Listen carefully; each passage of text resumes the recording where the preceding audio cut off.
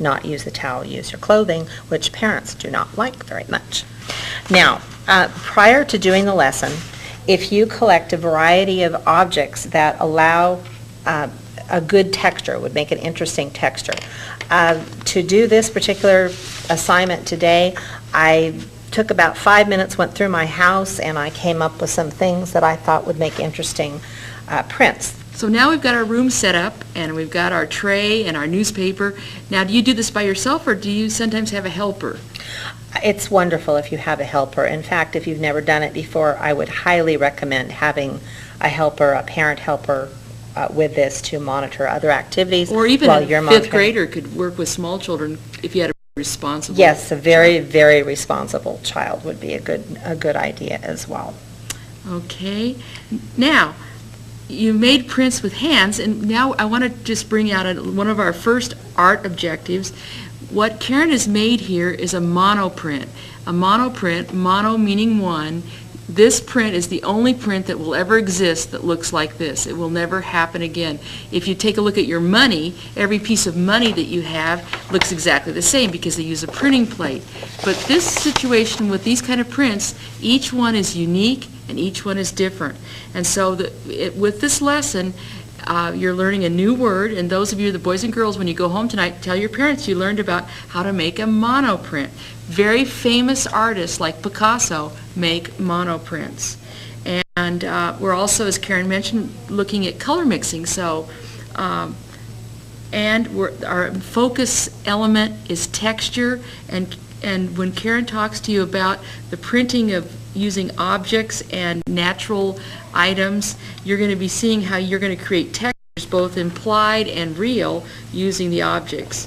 And lastly, you're going to be noticing that when you make a print, what's important is not only how you print, like your fingers, I'm going to show you here, but also the spaces in between are really interesting. So the positive space, the handprint, and the negative space, the paper that's left open, are both equally important in making an interesting visual impact. Okay, now she's going to show us how to make this step by step. I let this part dry first thoroughly, put it away somewhere in the classroom so it can dry carefully. If you like, you can give it a little bit of its personality first by adding the feet to the object, and the feet can become personality too. I'm just using an orange crayon here. Marker is fine, or you can paint them on if you want the turkey to dance, or whatever you like the turkey to do, however he might be feeling that day. You've got the legs. It gives you an idea. Now you've got the space for the turkey going on here. There's no real set rule to this. You can use your imagination. No two turkeys are going to end up looking the same. One is not going to be better than the other one. Your own turkey will have its own special personality, and again, it is a one of a kind situation. So I'm going to start off, I think, by making a head. I'm just going to be dipping the potato. I'll show you into some. Let's give him kind of a red head. I'm going to kind of mix a little bit. I've touched some of the edges in here, so he's got kind of a red and blue head here. I'm going to put him up here. I'm going to give his head a little tilt here to give him a little personality later. Now, some of the paint was not on here very strongly enough, so I may either want to go over that again or just leave it just the way it is and leave the see what positive happens. and just leave it the same way. And take it, I'll turn around this way a little bit. There. Now okay. I've got a head going on there. Now, for the other things, I'm going to do something for a neck. I think I'm going to use the carrots to make an interesting looking neck. Again, I'm going to take the carrots. I'm going to dip them in over the things. I don't know, give it some blue, maybe a little bit of yellow here. I've added some other colors beside the primary color. Purples are great colors to use. Some of the turquoise colors. And if you are really nice. see turkeys in real life, their feathers have a kind of an iridescent quality, and they have turkeys have lots of color to them, and so that makes it this kind of a fun assignment to sort of investigate and discover color. Now I just loaded this carrot up, and here, I'm not going to call it a mistake, but I gave it a little bit too much pressure here, so it made it very solid.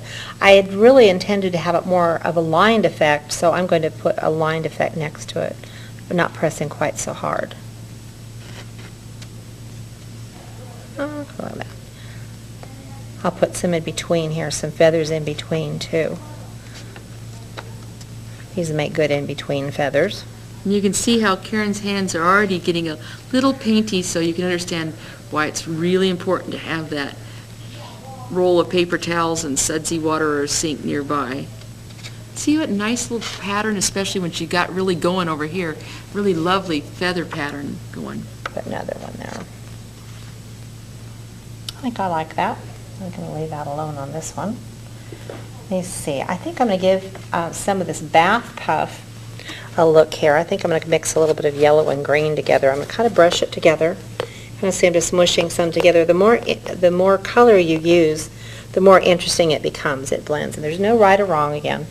I'm going to give him a little bit of feathers down here around by his bottom half there. Maybe a little bit on his body there. You can see some of the nice fine prints around by his legs there if you like that. Now, let's see. Oh, it's such a decision which one to do next. Let me see. I think I will use my potato eye this time. Now, of course, this isn't the way I did the first turkey, or it won't be the way I do the fifth turkey or the fourth turkey either. It won't be just how you do yours, but this gives you some ideas. I'll put some little blobs down here by his legs. Turkey legs. Like that. And I just keep adding texture until I get the effect that I want, until I decide that I'm done. My favorite, I think, that I've been experimenting with today is the hair comb, so I am going to do that. Now, I found out one of the things on this is you have to kind of drag this through all the colors to make sure it's all loaded, because if the tips aren't loaded, it won't print. So I'm going to show you there. Here we go. Let me see. Where should I put it? I think I'm going to put it, stretch it way out here. Press it down gently. I lost a little bit of it there, but that's okay. You can't really make mistakes on these, by the way. Whatever you do, it's just right for your turkey. If I want to get another one in there, make a smaller circle, I can do that. Okay. What do you think, Nancy? Do you think I should add something else? No, I think you should quit while you're ahead. Okay. Or quit while the turkey has a head. Okay. Now, to finish this turkey up, I will add eyes, and I like personality eyes. This one is a three-dimensional face. The beak is three-dimensional. It's stuck on so that it sticks out, and the eyes are bordered in yellow with black dots. And this one, you added more stuff. I did. I put some more feathers on there, and these come, the feathers, if you do want to add feathers. Children love feathers, by the way. It's up to you if you want to deal with it. Make sure no one's allergic to feathers in your classroom, however. You can buy a feather duster, like this is your garden variety feather duster, that you can pick up like about $1 maybe, and just pluck the feathers off and just glue them down. The other thing that we've used to enhance this turkey is some glitter glue. It's glue and glitter mixed together, which eliminates some of the shake-on glitter mess that your custodian will thank you for. This doesn't go anywhere. It stays pretty well stuck. Children love glitter as well. So do adults. You can certainly feel free to enhance it with other things, with other paper, And here's paper cutouts. Yeah, and this one we were playing around with. Notice this one we changed the background. We were playing around with different colors, and we just were cutting the turkey out and gluing it on, and then we started discussing that you could even create a classroom mural with a whole flock of your turkeys all cut out and put it on a bulletin board, and you could group them into math problems. You could hang them up and put their stories next to them or their turkey poems, or as some of you have to write persuasive papers, and so one of the writing assignments we're going to suggest is that you write a persuasive paper on why this turkey deserves to see the light of day for the after turkey sales. So, what makes this turkey special? Children could also write step-by-step instructions on how they made their turkey. And so there's a whole gamut of things that you can do to take and make this lesson. We'll show you here. Karen just is adding feathers as we speak to this bird, And you can see how just it becomes a really interesting textural collage where she's combining the implied textures from her real objects and then adding real things to give some real-life texture to the finished collage.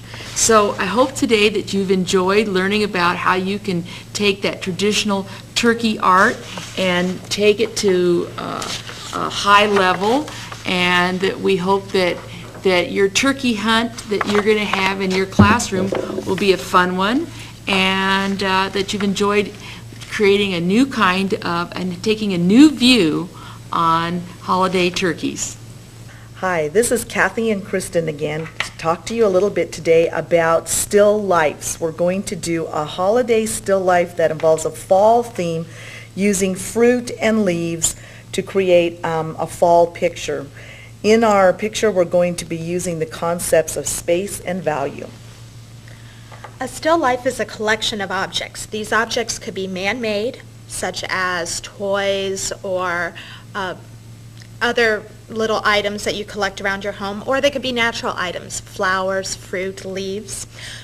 Historically, a still life picture was used to show a person's possessions. They would have a collection of the items in their home and have it painted to show their own possessions. Today, still lifes can still be used to show possessions, to show arrangements, or even to have a deeper meaning. To start out with, we're going to show you that in your packet, you will have a stencil that shows different types of fruits. You don't need to use the stencil each time to show the fruits or leaves with your class, but this will give you an idea of or the children an idea of a way to go if they do not want to create this on their own. The first thing that I'm going to do is create some leaves here, and I've folded my paper in half, and I'm going to use this stencil to just cut around the leaf shape, and because I folded it in half, it gives me two leaves that I can use on this shape. If I was doing this with small students, I might want to pre-staple the leaves or the shape to the construction paper. So you're going to get your leaf shapes and your fruit shapes all cut out, and that's basically what we're going to do first. Okay. After you have all the shapes cut out, you'll want to start working on shading the shapes. The difference between a three-dimensional object and a flat object cut out of paper is the fact that you see shadows and highlights on the three-dimensional object. One good activity you might want to consider is bringing in actual either real fruit, such as apples, peaches, whatever you're going to put in your still life, or you can get some plastic fruit from stores, and if you watch sales, you can get them for fairly cheap, and then these will be in your collection for a long time. So bring in some fruit, have the children look at the shapes and identify where's the highlighted section. It's usually on the top closest to the light source, and the shadow is going to be on the opposite side, and that's what gives the item its shape and its dimension. You'll also want them to notice that the shadows and the shaded areas are not black. They're a darker color of the fruit. For example, on the banana, the shadow here is not black, it's just a darker shade of yellow. So when it's time to start shading the fruit, we recommend that you use oil pastels. Oil pastels are a good media to use because they're softer and they blend well. Crayons could also be used as well. When you start to shade your fruit, take a look at where the highlighted areas are and where the shadow areas are. So I see the shadows here on the inside and on the outside. So I'm going to pick a yellow and maybe a little bit of purple, and I'll explain why I choose that, and maybe a little bit of brown. So I'm going to start with this line here. I'll use my brown, make the line here, and then I'm also going to have the edge of my shadow on this side. I can add maybe a little bit of yellow to help add the highlights.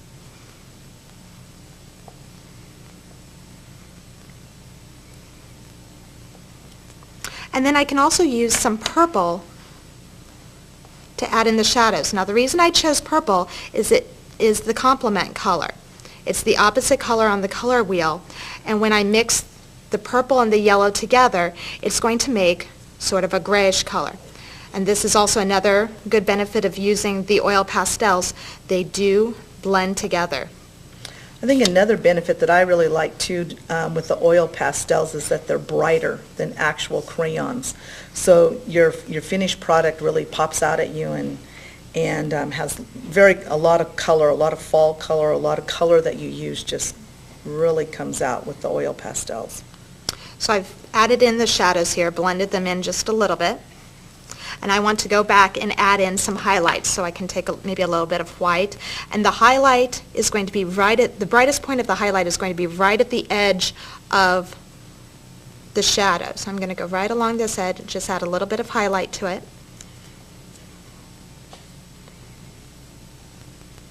Maybe a little bit of highlight here. And now you can see that the banana is starting to take some shape. It doesn't look like a flat cut-out piece of paper any longer. One important concept to remember when you're doing the shading is to follow the shape of the object. The banana is curved, so I followed the shadows and the highlights in a curved line.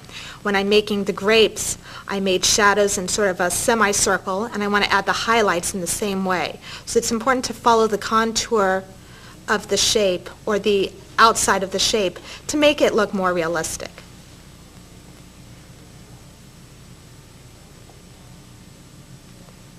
Once you're done adding all of the highlights and the shadows, you're ready to start assembling your picture. Okay, in assembling our picture, we want the children to know that we don't want them to just float their picture in outer space, that it has to be anchored to some sort of a table. And historically, in still lifes, you had a bowl, so we've made a bowl here. And we have made a very plain tablecloth, okay? This one we colored in, just with using our oil pastels. We colored this in. Speaking from doing this previously, I let the kids design their own tablecloths at one time, and it didn't work too well in my classroom. They started putting, Spider-Man shapes and, whatever they wanted to on their tablecloths, and I think it looks better to just have the plain tablecloth that doesn't detract from the fruit. Then you're going to want to start placing your fruit, anchoring it to the bowl, your leaves, grapes, however we'd want them, our banana, whatever shapes we might want. But we want to make sure that they are somehow anchored to our bowl. Otherwise, we have fruit. If we place this orange way out here, we kind of have it hanging into outer space, and it's not really looking as realistic as it might. And the kids can kind of rearrange, reassemble, decide maybe I don't want my grapes there, maybe I don't want my leaf there, maybe I want it someplace else, maybe I want my grapes inside the bowl. They can kind of rearrange how they want their still life to look and what best way that they want it. Don't be afraid to play with some arrangements. By rearranging the elements, they can create the illusion of space. And that's one of the concepts with overlapping items. They show that the banana, for example, is in the background and the grapes are closer to the foreground. And this is creating the illusion of space. So don't be afraid to just rearrange your fruit however necessary to create the good look of space that you're wanting in your picture. Lastly, you would have the students start to glue down the picture. And whether you use glue sticks or white glue, and they would start to glue down their actual shapes. They don't want to glue down the bowl first because you're going to be putting shapes underneath the bowl. So you don't really want to glue that down first. And just by lifting the shape, they can kind of glue it down to the picture and get the effect that they want with the overlapping. Kathy, you've created this activity in your classroom. What are some management tips that you would be able to share with us if we were to do this project in our classrooms? Okay, first of all, I would say that it's an excellent Thanksgiving project, that you can also, besides the bowl, we have a cornucopia shape right here that you can use with your class, and you can explain what cornucopias were in the past and how they were a symbol of harvest and bounteous food and things that the Pilgrims used, and that moms today use cornucopias, and you could ask your class how many of them actually have one in their homes, and, do their moms put it out for Thanksgiving, etc. But for management in the classroom, I would probably make sure that my paper was cut in smaller sizes, that you have a size that would fit leaves. It doesn't have to be, a perfect size, but smaller pieces than your 8.5 by 11 or your large construction paper size. For younger children, you might want to, as we said, use your shape and actually staple it to a piece of paper so that they can cut around that edge and that it doesn't wiggle for them and make it impossible for the younger children to cut. Also, I would tell students that they can share. They can cut 2 leaves or cut 2 pieces of fruit and share it with a neighbor. And I would definitely tell the kids and remind them several times that they need to pre-arrange their fruit before they glue anything down. In fact, I might want to withhold the glue until the very end, after they've got their piece arranged on their desk, and then give them the glue to glue it down. This art project is a traditional holiday project, and by using this to teach some concepts of shading and highlighting, the concept of value darker colors and lighter colors on the same shape, and using overlapping shapes to create space, you can use this very traditional art project to teach some very important art concepts. Happy holidays. My name's Janine, and I'm here with Karen, and we're going to do a lesson on painting birch trees. In front of us now, we have one where we used warm